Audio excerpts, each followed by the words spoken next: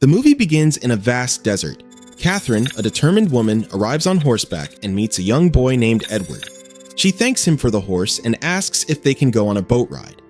Edward points to a massive, rusty ship half buried in the sand, but Catherine dismisses it and instead shows him a small boat. Edward insists that the boat is broken, and in the blink of an eye, he transforms into a monstrous creature, sprinting away in terror. Shocked by this transformation, Catherine presses a sensor on her hand, and the scene suddenly shifts to a high-tech laboratory. Here, special technology allows doctors to enter the minds of their patients, and Catherine, a psychologist, has been using this to work with Edward, who has been in a coma for months. She ventures into his mind, hoping to break through the barriers that have kept him trapped. After the session ends, Catherine removes the machine and walks out of the lab, where she meets her superiors, Dr. Henry and Dr. Miriam. Edward's wealthy parents, frustrated after 18 months of little progress, want to stop the experiment. They believe Catherine's experiences may only be hallucinations. But Catherine insists that the only way to help Edward is to keep going, convinced there's still hope. Elsewhere, Carl, a disturbed man, arrives at an abandoned building with his dog, Valentine. Inside, he watches as a girl floats in a tank of water. Her body convulses before she dies. Carl takes her lifeless body, placing it in his truck, and drives it home. Back in the lab, Catherine pushes for a new treatment. She proposes letting Edward enter her own mind, despite the danger it poses to both of them. Dr. Miriam warns her that it's a risky move, but Catherine is determined. She believes showing Edward a different world could be the key to his recovery, offering him a way out of his dark, trapped existence. Meanwhile, Carl, driven by his twisted desires, stalks his next victim, Julia, and carefully plans when and how he will strike. In the real world, a body is discovered under a bridge. FBI agent Peter arrives at the scene with his team, discovering a metal collar around her neck. This isn't the first victim. 6 other women have been found in the same horrifying manner. Peter is frustrated and exhausted, having been hunting this sadistic killer for a long time. But Carl is already watching, waiting for the perfect moment to make his move. The FBI team continues their investigation, discovering a shocking clue: a dog hair on the woman's body. Upon closer inspection, it belongs to a rare albino German shepherd. Elsewhere, Julia is in a parking lot when she realizes she's run over something. Rushing to check, she finds Carl's dog, Valentine, trapped under the rear wheel. As she comforts the dog, Carl silently sneaks up behind her and attacks. The police soon learn of Julia's disappearance, adding to their mounting pressure. They begin tracking the albino dog and the truck's tire prints found near the bridge. Meanwhile, Peter visits Julia's family, learning that she was about to get married and move away.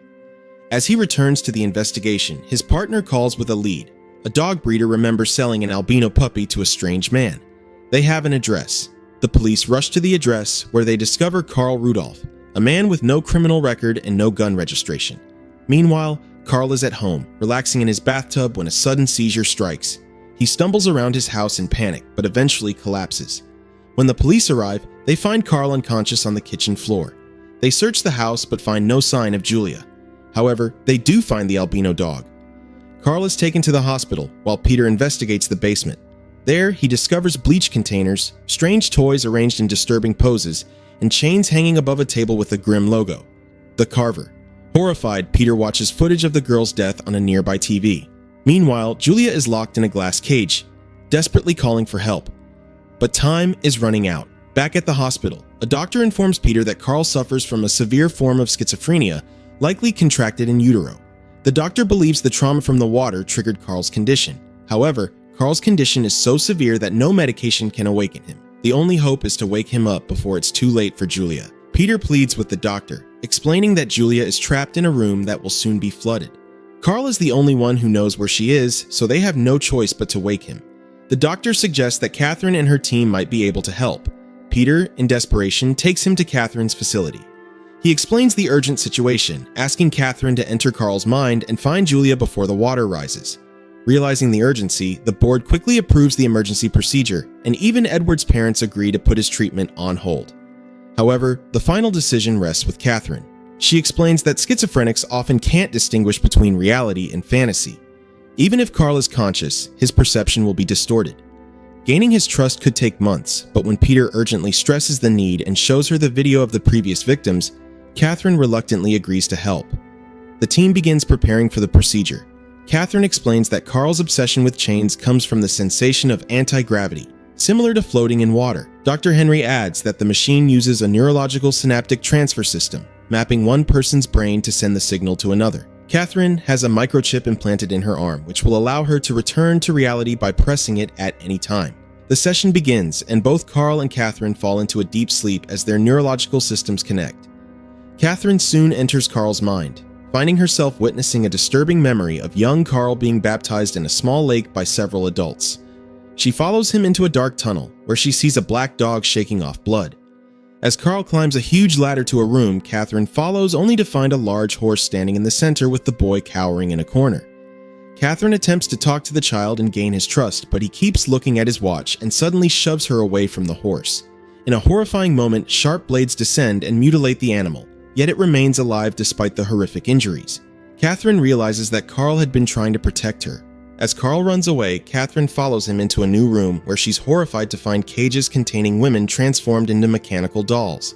Suddenly, a giant woman emerges from one of the cages and attacks Catherine, dragging her into a hall where a massive man sits on a throne, purple fabrics hanging from hooks on his back. This man, a demonic version of Carl, approaches Catherine, asking where she came from. Terrified, Catherine presses the sensor in her arm, returning to reality. Peter, meanwhile, is investigating Julia's disappearance when he's informed that Catherine has returned. He rushes to the lab, finding Catherine visibly shaken. She reveals that she's never seen anything like what she witnessed in Carl's mind. Dr. Henry advises Catherine to rest, fearing that if she believes the horrors were real, she could lose herself in the dream world forever. Back in the flooded room, Julia starts receiving the first jets of water. The room gradually fills as intermittent sprays begin, and the victim's time runs out. Elsewhere, Peter finds Catherine standing near Edward's bed. She explains the boy's condition and reveals that when she enters someone's mind, she sees everything, even the darkest parts they try to hide. Catherine no longer wants to experience what Carl's mind showed her. She explains that Carl has created a twisted kingdom where he crowns himself as a lord, free to do anything he desires. Peter listens intently, then opens up about his own troubled past. As a prosecutor, he once had to release a child abuser due to lack of evidence. The following night, they discovered the man with the girl's body beside him, her heart chillingly stored in the refrigerator. That night, Peter quit his job and joined the FBI, vowing to stop such monsters. Catherine then reveals a glimmer of hope. There's a positive side to Carl. In his mind, he still sees himself as a child. As Catherine prepares for the second session, she requests that the killer's pet Valentine be brought in. Valentine joins them in the room, and when the dog licks Carl's hand, it seems to trigger a positive response. Soon, Catherine finds herself inside a glass cage, panicking as she desperately tries to open the lid. She escapes and flies through a series of dark tunnels, eventually arriving at a hall where Valentine greets her. The dog leads her to a house where a young Carl is washing dishes. Catherine gives him a mirror as a gift and tells him that whenever he needs help, he should reflect it with light. Carl eagerly accepts, but as Catherine accidentally touches a plate, it breaks.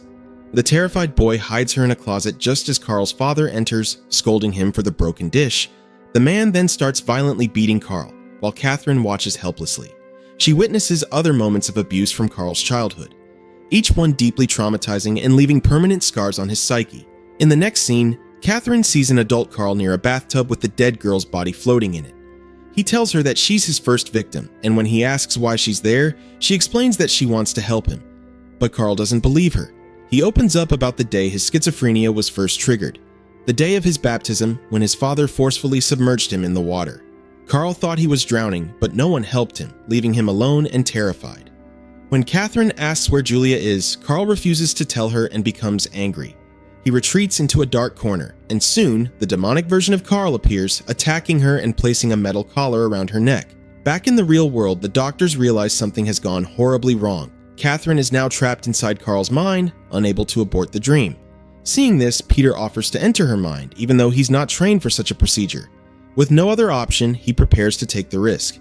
Miriam advises him that in order to wake her, he must reveal something personal about her life. Peter enters Catherine's mind and finds himself in a field surrounded by 3 women who speak of their sons being taken away by their fathers. Just then, young Carl appears, shining a light at him through the mirror. Peter follows the light, arriving in a room where Catherine is dressed in a lace gown, a mask covering her face. He removes her mask, telling her that this isn't the real world. But she ignores him and kisses him passionately. Suddenly, the demonic Carl enters, putting a bag over Peter's head, knocking him unconscious.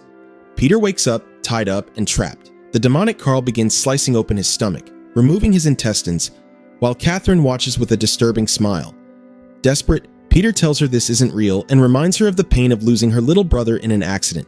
His words reach her, and she snaps back to reality, plunging an iron rod into the demon's back. Peter and Catherine find themselves in another room, where a cage filled with water holds Julia, floating unconscious. Little Carl stands nearby. Catherine urgently asks him to show her where Julia is on the map.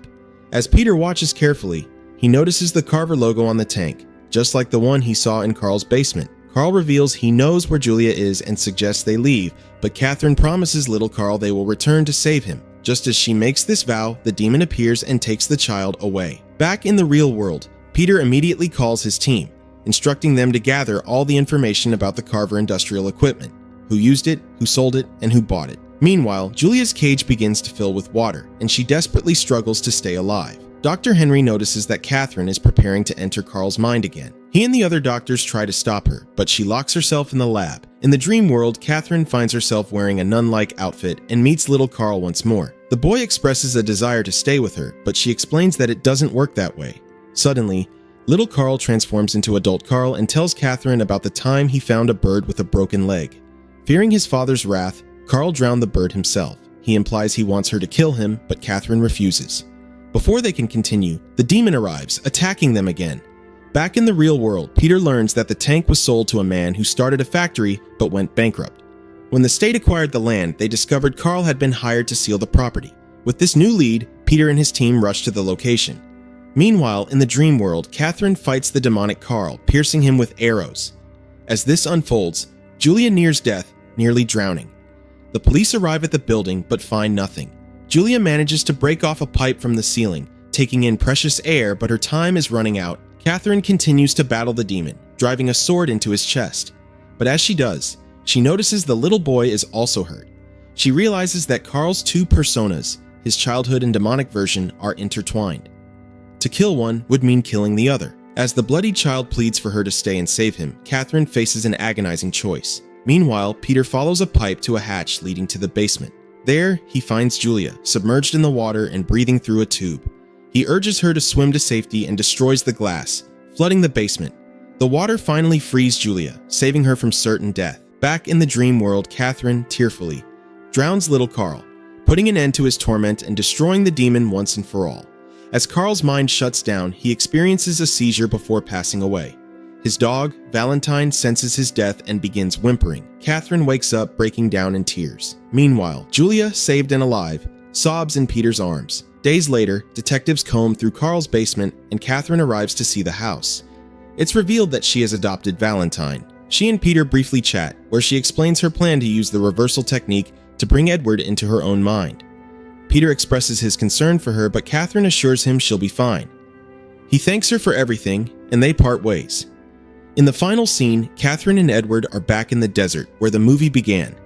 This time, the once barren landscape is now surrounded by blooming trees, a symbol of growth and trust. Catherine has earned the boys' trust, completing their journey together.